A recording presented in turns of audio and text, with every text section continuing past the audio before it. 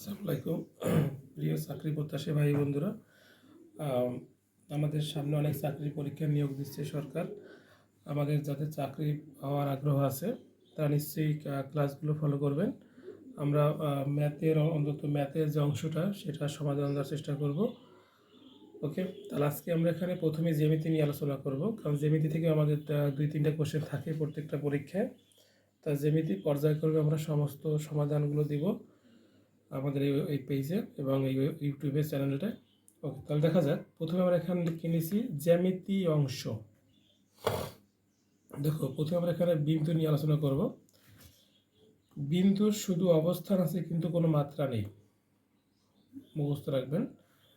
আচ্ছা, এবার দেখেন, দুটি বিন্দুর মধ্য দিয়ে একটি এবং কেবল একটি সরলরেখা আঁকা যায়। দুটি বিন্দু, একটা বিন্দু সংযুক্ত করলে একটা সরলরেখা আঁকা যায় এখান থেকে। আচ্ছা, এরপর আসেন, দুটি সরলরেখা একটি এবং কেবল একটি বিন্দুতে পরস্পরকে ছেদ করতে পারে। মনে করি একটা সরলরেখা পরস্পর একটি বিন্দুতে ছেদ করতে পারে। দুইটি বিন্দুর মধ্যে সরলরেখার দূরত্ব ক্ষুদ্রতম। বলছে কি, দুটি বিন্দুর মধ্যে সরলরেখার দূরত্ব হচ্ছে ক্ষুদ্রতম। যেসব বিন্দু একই সরলরেখা অবস্থান করে তাদেরকে সমরেখ বিন্দু বলে। মনে করেন এখানে একটা সরলরেখা আছে, এখানে একটা বিন্দু এ, এখানে একটা বিন্দু বি, এখানে একটা বিন্দু সি অবস্থিত। এগুলোকে বলা হয় সমরেখ। যে একই রেখা অবস্থিত যে বিন্দুগুলো, তাদের কি বলা হয়? সমরেখ বিন্দু। এবার আমরা আসি রেখা এবং কোণ নিয়ে। রেখা এবং কোণ, তাহলে এখানে আমাদের দেওয়া আছে প্রথমে রেখা এবং কোণ। রেখা, বিন্দুর চলার পথকে রেখা বলে। বিন্দুর চলার পথকে রেখা বলে। সমরেখ, যখন দুইয়ের অধিক বিন্দু একই সরলরেখার উপর অবস্থিত হয় তখন ওই বিন্দুগুলোকে সমরেখ বিন্দু বলা হয়। চিত্রে এ বি সি বিন্দু সমরেখ। এখানে যদি দেখায়নি, বলছে যে চিত্রে এ বি সি বিন্দু সমরেখ, মানে দেখেন এখানে এ বি সি বিন্দু তিনটি কি সমরেখ আছে। তারপর এখানে বলা হয়েছে রেখার কোনো প্রান্ত বিন্দু নেই। রেখা দুই দিকে চলমান, এর কোনো প্রান্ত বিন্দু নাই। রেখা অংশের দুটি প্রান্ত বিন্দু থাকে। রেখা অংশ মানে এখানে শেষ, মানে একটা রেখার অংশ জাস্ট, এর প্রান্ত বিন্দু দুইটি এখানে থাকবে। রশ্মির একটি মাত্র প্রান্ত বিন্দু থাকে। রশ্মি, এই যে প্রান্ত বিন্দু একটা, আর এই মাথাটা হচ্ছে চলমান। সরল রেখা, একটি বিন্দু থেকে অন্য একটি বিন্দুতে পৌঁছাতে যদি কোনো প্রকার দিকের পরিবর্তন না হয় তবে তাকে সরলরেখা বলে। এ থেকে বিতে পৌঁছাতে কিন্তু কোথাও কোনো দিক পরিবর্তন করে না, তাই এটা হবে একটি সরলরেখা। দুটি বিন্দু দিয়ে একটি মাত্র সরলরেখা আঁকা যায়, যা আগে আমাদের বলা হয়েছে। একটি সরলরেখার বহিস্থ যে কোনো বিন্দু থেকে ওই সরলরেখা পর্যন্ত সরলরেখা আঁকা যায়। তাদের মধ্যে লম্বের দৈর্ঘ্যই ক্ষুদ্রতম দৈর্ঘ্য। বক্ররেখা, একটি বিন্দু থেকে অন্য একটি বিন্দুতে পৌঁছালে যদি দিকের পরিবর্তন হয় তবে তাকে বক্ররেখা বলে। এরপর আমরা আসি সমান্তরাল সরলরেখা। দুটি রেখা যদি পরস্পরের মধ্যে সর্বদা সমান দূরত্ব বজায় রেখে চলতে থাকে তবে তাকে সমান্তরাল সরলরেখা বলে। দেখেন এখানে এবি এবং সিডি সমান্তরাল সরলরেখা, মাঝখানে দূরত্ব কিন্তু একই। যে মধ্যবর্তী দূরত্ব সমান বজায় রেখে যদি তারা চলে তাদেরকে বলা হয় কি? সমান্তরাল সরলরেখা।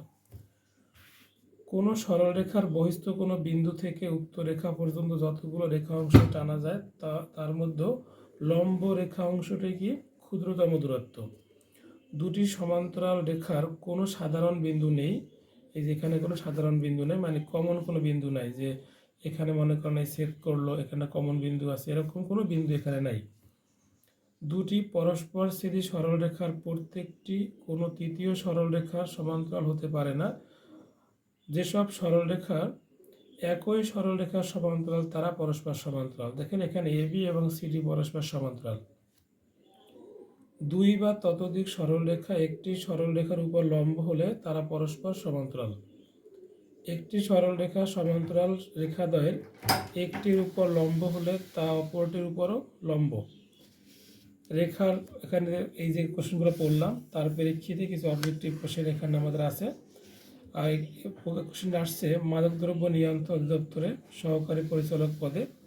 রেখার প্রান্ত বিন্দুর সংখ্যা হলো কয়টি? রেখার প্রান্ত বিন্দুর সংখ্যা হলো, এখানে আমাদের দেওয়া আছে দেখেন কোনো প্রান্ত বিন্দু নেই। এখানে আমরা সংজ্ঞা করেছিলাম যে রেখার কোনো প্রান্ত বিন্দু থাকে না, যে দুই দিকে এখানে চলমান।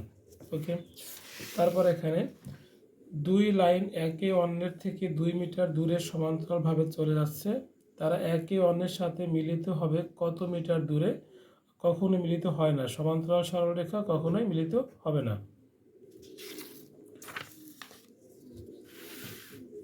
পরের কোশ্চেন, দুটি সমান্তরাল রেখা কয়টি বিন্দুতে ছেদ করে? কখনোই ছেদ করবে না। এখানে অপশন এখানে দেওয়া নাই, দেওয়া আছে 4, 2, 8, 16। সমান্তরাল সরলরেখা কখনোই ছেদ করে না। এটা আসছে আমাদের 36তম BCS ঘূর্ণিঝড় প্রস্তুতি কর্মসূচি, রেডিও টেকনিশিয়ান, স্টোর কিপার, এইসব পদেগুলো আসছে অঙ্ক, অনেক ইম্পর্টেন্ট কোশ্চেনগুলো। এরপরে কোণ, দুটি সরলরেখা তির্যকভাবে আড়াআড়িভাবে পরস্পরের সাথে মিলিত হলে মিলিত বিন্দুতে কোণ উৎপন্ন হয়। দেখেন এখানে AB এবং BC রেখা বি বিন্দুতে ছেদ করেছে, এখানে একটা কোণ উৎপন্ন হয়েছে। সমকোণ, যে কোণের পরিমাণ 90 ডিগ্রি তাকে সমকোণ বলে। একটা সমকোণ, এখানে সমকোণ, এখানে একটা সমকোণ, আর এখানে একটা সমকোণ এখানে দেওয়া আছে আমাদের। ওকে, কোণটি দেখতে যেরকম হোক না কেন, কোণের পরিমাণ 90 ডিগ্রি হলে তাকে কি বলা হবে? সমকোণ বলা হবে। সমকোণ সম্পর্কিত কিছু অঙ্ক পরীক্ষা আমাদের আসছে, যে NSI পরীক্ষা আসছে, জুনিয়র ফিল্ড অফিসার পদে এটা আসছে আমাদের। যে কোণের ডিগ্রি এর পরিমাণ 90 ডিগ্রি হলে তাকে কি বলা হয়? সমকোণ বলা হয়। তারপরের যে কোশ্চেনটা, এটা আসছে জীবন বীমা কর্পোরেশন, তারপরে পরিকল্পনা বিভাগ। একটি সরলরেখার উপর লম্ব অঙ্কন করলে কয়টি সমকোণ পাওয়া যায়? 2টি। স্থূলকোণ, যে কোণের পরিমাণ 90 ডিগ্রি অপেক্ষা বেশি 180 ডিগ্রি থেকে কম তাকে বলা হয় কি? স্থূলকোণ। ওকে, 90 ডিগ্রি থেকে বড় 180 থেকে ছোট হলে এই কোণের প্রকারের নাম কি? এটা আসছে বিভিন্ন মন্ত্রণালয়ের পরীক্ষায়, বিভাগ প্রশাসনিক কর্মকর্তা। এটা হচ্ছে স্থূলকোণ হবে। যে 90 থেকে বড় 180 থেকে ছোট কোণকে বলা হয় কি? স্থূলকোণ। সূক্ষ্মকোণ, যে কোণের পরিমাণ 90 ডিগ্রি অপেক্ষা কম তাকে বলা হয় কি? সূক্ষ্মকোণ। সরল কোণ, যে কোণের পরিমাণ 180 ডিগ্রি তাকে কি বলা হবে? এখানে সরল কোণ। প্রবৃদ্ধ কোণ, আচ্ছা তাহলে আমরা এবারে দেখবো হচ্ছে এখানে সূক্ষ্মকোণ। সরল কোণ গেল, এখানে আমাদের প্রবৃদ্ধ কোণ হচ্ছে যে কোণের পরিমাণ 2 সমকোণ থেকে বড় কিন্তু 4 সমকোণ থেকে ছোট, মানে 360 ডিগ্রি থেকে ছোট, তাকে বলা হবে কি? প্রবৃদ্ধ কোণ। এই সম্পর্কিত কোশ্চেন এখানে আমাদের আছে। দেখেন যে 2 সমকোণ অপেক্ষা বড় 4 সমকোণ অপেক্ষা ছোট কোণকে কি বলে? এখানে আমাদের প্রবৃদ্ধ কোণ। প্রবৃদ্ধ কোণ, এটা দুর্নীতি দমন কমিশনে আসছে, এটা আমাদের 8। একটি কোণের পরিমাণ 182 ডিগ্রি হলে একে কি কোণ বলে? আমরা সংজ্ঞায় পড়েছি যে 180 থেকে বড়, 180 ডিগ্রি থেকে বড়, এই যে কোণটা 180 থেকে বড় 360 থেকে ছোট তাকে বলছি আমরা প্রবৃদ্ধ কোণ। তাহলে 182 ডিগ্রি হচ্ছে 180 থেকে বড়, তার এটা হবে কি? আমাদের প্রবৃদ্ধ কোণ হবে। 250 ডিগ্রি কোণকে কি কোণ বলে? অবশ্যই প্রবৃদ্ধ কোণ, কারণ 180 থেকে বড় 360 থেকে ছোট, প্রবৃদ্ধ কোণ। এটা আসছে বাংলাদেশ সিকিউরিটি এক্সচেঞ্জ কমিশনে আসছে এটা। 253 ডিগ্রি কোণকে কি কোণ বলে? নিশ্চয়ই প্রবৃদ্ধ কোণ, 180 থেকে বড় 360 থেকে ছোট।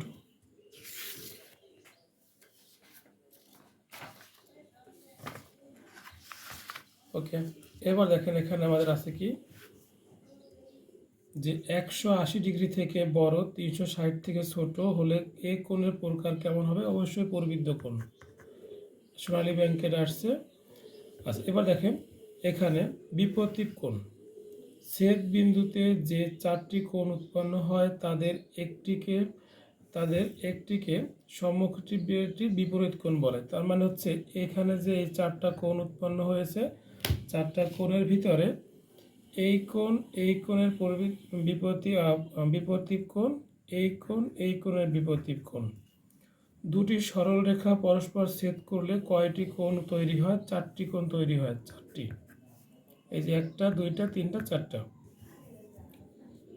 4টা। তারপর কি আছে? AB ও CD সরল রেখা ও বিন্দুতে ছেদ করলে নিম্নের কোন গাণিতিক ব্যাখ্যাটি সঠিক? তার AB একটা সরল রেখা, CD একটা সরল রেখা ও বিন্দুতে ছেদ করে, তাহলে এখানে বলা হয়েছে এটা আসছে আমাদের 17তম বিসিএস পরীক্ষায় আসছে। তাহলে বিপরীত কোণ এওডি সমান কোণ বিওসি, এই যে বিপরীত কোণ এওডি সমান বিওসি অথবা এওসি সমান বিওডি, এখানে অপশনে ছিল হচ্ছে এওডি সমান বিওসি। এরপরে আছে আমাদের 14 নম্বর কোশ্চেন, চিত্রে ওয়াই কোণের মান কত? ওয়াই কোণের মান এখানে আমরা চেয়েছি, দেখো। তো এখানে হচ্ছে আমরা জানি সরল রেখা অবস্থিত, এই যে এই সরল রেখা অবস্থিত, এই দুইটা কোণের যোগ করলে কত হবে? 180 ডিগ্রি। এক সরল কোণের মান কত? 180 ডিগ্রি। তাহলে এক্স ডিগ্রি যোগ 2x ইকুয়াল টু 180, এখান থেকে আমরা এক্স এর মানটা বের করলাম হচ্ছে 60 ডিগ্রি। তাহলে এই মানটা যদি 60 ডিগ্রি হয়, এক্স এর মান 60 ডিগ্রি হলে 2x মান এখানে হবে কত? 120। আর এই এক্স এর বিপরীত কোণ হচ্ছে ওয়াই, এটা। তাহলে ওয়াইকে আবার সমদ্বিখণ্ড করা হয়েছে। তা যদি এই কোণটা 60 ডিগ্রি হয় তাহলে এইটুকু 30, এইটুকু 30, তার মানে এখানে ওয়াই এর মান হলো 30 ডিগ্রি। ওকে। 15 নম্বর, নিচে চিত্রে ওয়াই এর মান কত? এটা আসছে বাংলাদেশ ব্যাংকে অফিসার পদে, এটা আসছে আমাদের ওয়াই এর মান চেয়েছে এইটা। এখানে সেমভাবে সমাধান করতে হবে যে এই কোণ যোগ এই কোণ ইকুয়াল টু 180 ডিগ্রি, সরল কোণের মান 180 ডিগ্রি। সেখান থেকে আমরা এক্স এর মানটা বের করবো। এক্স এর মান যদি বের করতে পারি তাহলে এখানে 2x এর মান পাবো। 2x এর মান যা হবে তার বিপরীত মান হচ্ছে এখানে, তাহলে 42 ডিগ্রি ওয়াই এর মান। এখানে সেম নিচের চিত্রে এই কোণের মান কত? এই কোণের মান এখানে দেওয়া আছে 72 ডিগ্রি, অগ্রণী ব্যাংকে এটা আসছে আমাদের। তারপরে সন্নিহিত কোণ। সন্নিহিত কোণ, দুইটি কোণের শীর্ষবিন্দু একই হলে সাধারণ বাহুর উভয় পাশে যে কোণ দ্বয় সন্নিহিত কোণ বলে। এই যে একটা কোণ, এখানে ওই সাধারণ যে হচ্ছে জেড রেখাটা, তাহলে এই কোণের সন্নিহিত কোণ। ওকে। একটি সরল রেখার সাথে অপর একটি রেখা অংশ মিলিত হলে যে দুটি সন্নিহিত কোণ উৎপন্ন হয় তাদের সমষ্টি কত হবে? 180 ডিগ্রি। কত ডিগ্রি? 180 ডিগ্রি। এরপর হচ্ছে সন্নিহিত কোণের আরও কিছু কোশ্চেন। সন্নিহিত সরল কোণের একটি কোণ 95 ডিগ্রি হলে অপর কোণটি কত? 85 ডিগ্রি। কারণ এখানে হচ্ছে সরল কোণ মানে হচ্ছে 180 ডিগ্রি। তার একটা কোণ যদি 95 হয়, বাকি এটা যোগ করে দেখবেন যে কোণটা 180 হয়, সেটা অপশন।